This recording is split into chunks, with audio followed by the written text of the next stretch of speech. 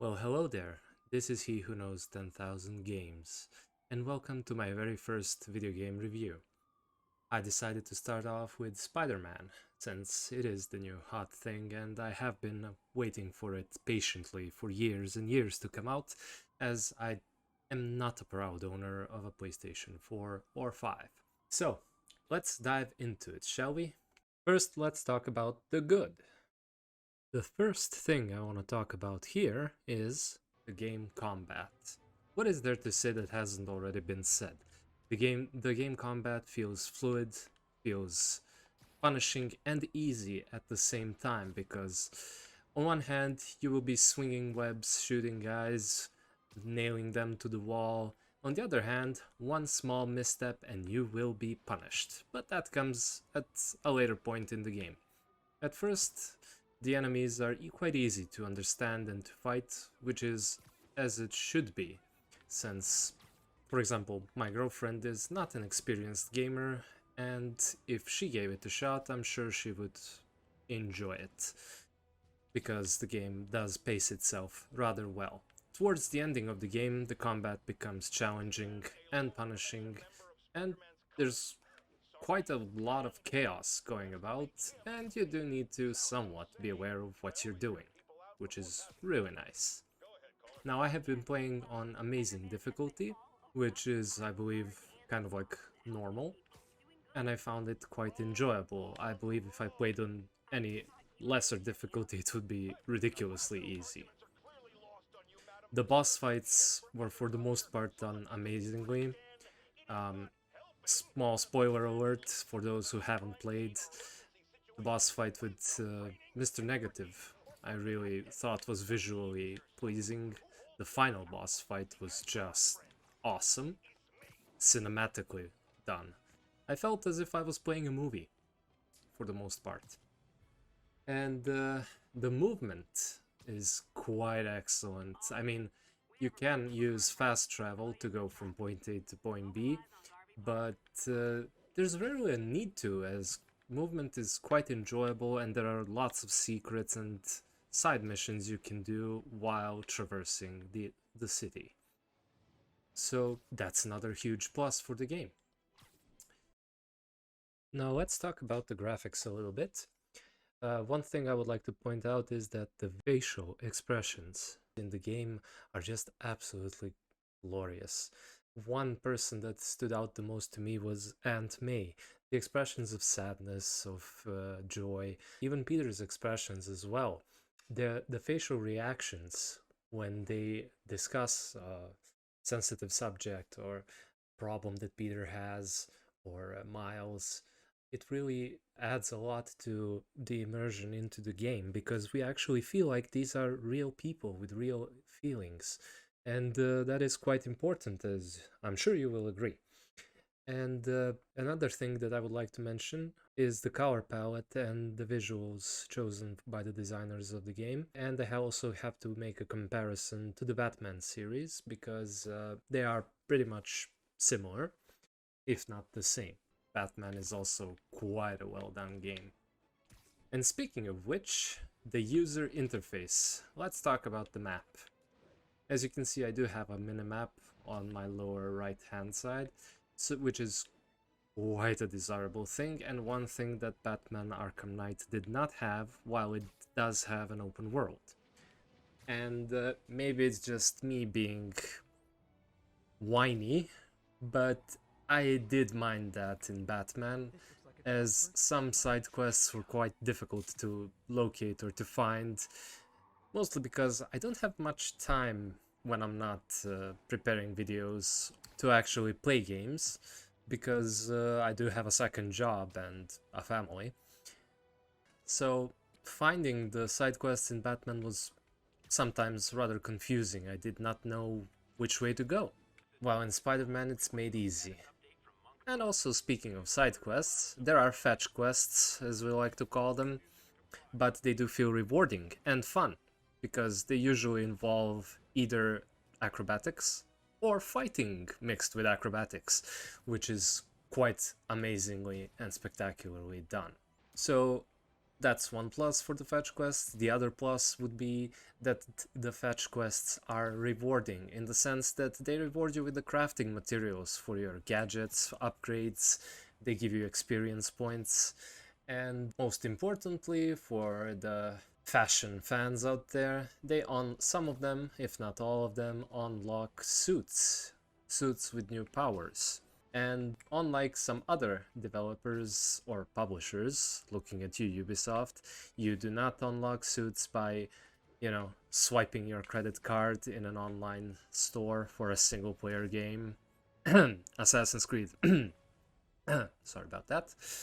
You actually just get to play the game and be rewarded for your effort and time spent in it, which makes it much more fun and enjoyable. All those things combined make a great recipe for an even better game. So, next, when talking about visuals, I would also like to mention one small detail that caught my eye. When there is rain in the city, you can actually see the raindrops falling on Spider-Man's suit, and I just thought it was kind of cool. I liked it, kind of aided in the immersion in the world. The storytelling I thought was very well done, mixing all those different arch nemesis of Spider-Man's in the same storyline, grouping them up, splitting them up. It was quite amazing. After all, it wouldn't be Spider-Man if it weren't amazing. And another pretty damn great thing that I always love to see in a video game is that it has New Game Plus, which is, for me, a must-have, since games like this just feel fun to play, and I have no problems starting over, but fully upgraded, kitted out, and just throwing bad guys across the city left and right.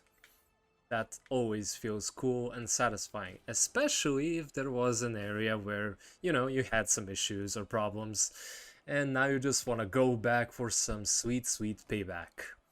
That always feels great. When it comes to my game experience here, for the first day, I kind of ignored the story because it was just so fun going into Fisk's bases, and kicking ass. I would repeat them even though I had no real need to, but that's what makes the game good. You just want to play it for the sake of playing it. That covers the good part of the game. The bad part, at times I would get loading screens. I'm not really sure why, as the game is installed on a solid-state drive. I have an RTX 3060, which I feel should be more than capable of handling the game. So yeah, I don't know what's up with that. I would suspect, as it has been reported, optimization issues. And let's not forget, Horizon Zero Dawn had the same problems when it came out, but those have been fixed since then, I believe. I will return to the game at a later point for yet another review. And that's the only thing I have to say about the bad, I think. Oh yeah, there was this weird glitch. I was at the streets of New York. It was a rescue mission, I believe, and the trucks that were tipped over could not be seen through the many weird spikes coming out of them. I mean, the textures were all messed up. That only happened once. I believe it is some sort of a visual glitch.